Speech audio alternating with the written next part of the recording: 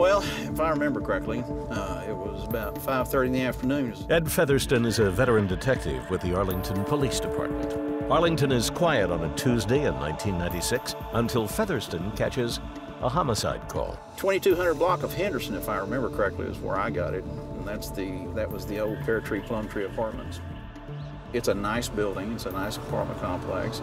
Nice on the outside, but inside apartment 816, a 25-year-old school teacher named Christine Vu lies dead, bound with duct tape and face down in the bathtub, strangled to death. Latent fingerprints were developed in various areas of the apartment, but primarily what turned out to be the important one was on the deadbolt lock that was interior only.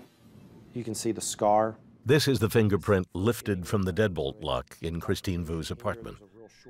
That latent print did not match her boyfriend, her, or any of the officers, medical staff, or investigators at the scene. So we now have an unknown person who was at that scene. This is a good environment when you're eating, because if there's something that's sensitive, you can bring it up at the dinner table. Anybody need any steak sauce or anything? Brenda Norwood and her family are a tight-knit group. For them, Christmas Eve is family time. We were all in the kitchen cooking and getting things prepared, and then my niece called me and she said I hadn't been able to get in touch with Wendy. 22-year-old Wendy Prescott was expected for dinner. By 11 p.m., she's still a no-show, and Aunt Brenda begins to worry. Brenda and her husband drive to the Pear Tree apartment complex and climb the stairs to Wendy's apartment. There, they find their niece naked, face down in the bathtub. At first, you just think it's not real, but just to step in there and see her float in that tub. And her body's lifeless. And her little hands were out too, and they were balled up in a fist. The person that did this is a monster. Arlington detective Tommy Lenore catches the call. Once I got into the scene and once I looked around, I then immediately recognized that this was identical to the Christine Vu murder. Deja vu was the word. Floor plan, furniture, carpet color, wall color, the color of the decoration, the design, floral design on the walls of the bathroom are identical.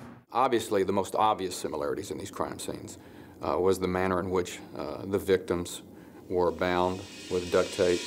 Wendy Prescott's killer leaves behind at least 2 critical pieces of evidence for detectives. The first is semen, recovered from the victim's body.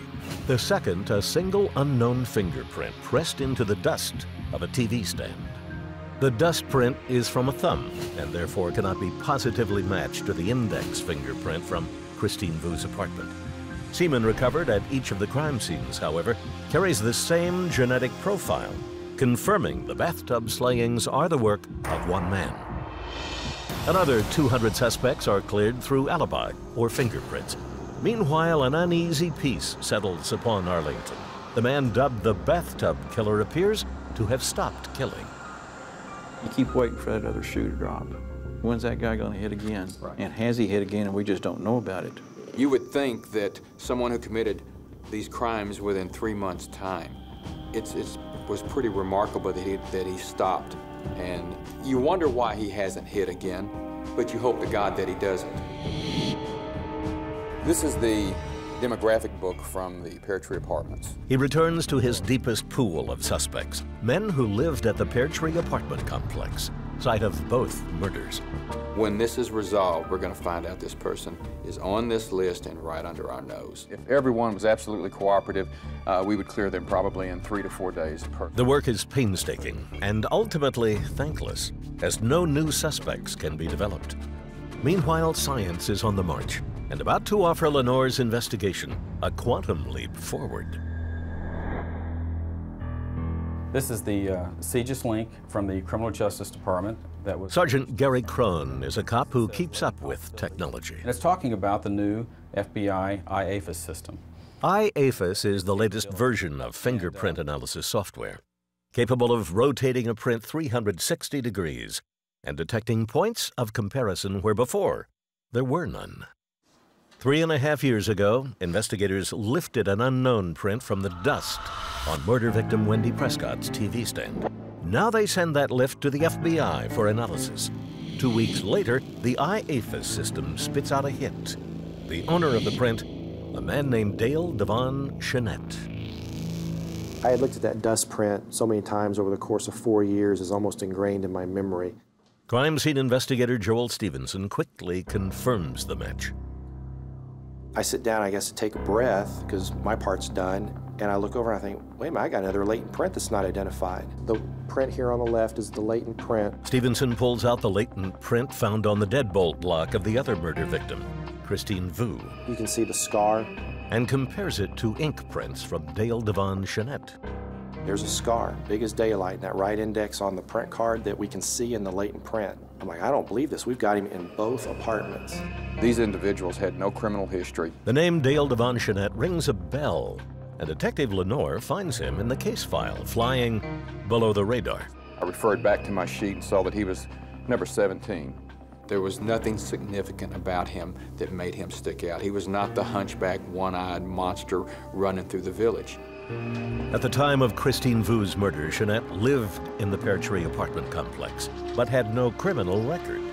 In 1999, his prints were rolled into the IAFIS system after a burglary arrest. Why are your latent prints inside this apartment? He denied ever being in the apartment. Lenore tracks down Chenette and brings him in for questioning. The suspect has no explanation for his fingerprints in the victim's apartments, nor any desire to donate saliva or strip down for investigators. In this case, Mr. Chenette did match. On September 7th, 2000, DNA specialist Connie Patton confirms the semen found in Christine Vu, Wendy Prescott, and Shima Benson belongs to Dale Devon Chenette. That he did match, I believe, at all 13 genetic loci that were examined. Chenette is arrested and asked to answer for his crimes.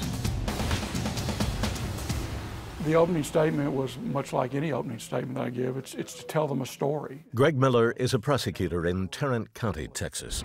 In January of 2003, he tells a jury the story of Dale Devon Chenette. I would describe Dale Chenette as a predator. Quite frankly, one of the worst I've seen in all the years I've been in this business. He is evil. He's the worst of the worst. On January 8th, 2003, Chenette is found guilty of capital murder. He draws the maximum penalty in the state of Texas, a date with a needle. For half a decade, Tommy Lenore hunted a man he came to know as a monster. Now the detective can put his case file away, secure in the knowledge that the monster is behind bars. The word joy and happy just don't come into play. You still have ladies that are victimized. You still have families who will live this for the rest of their lives. So there's no happiness, there's no joy, but there's tremendous satisfaction. There's satisfaction that I was privileged to be part of the investigation that got this monster and put him away.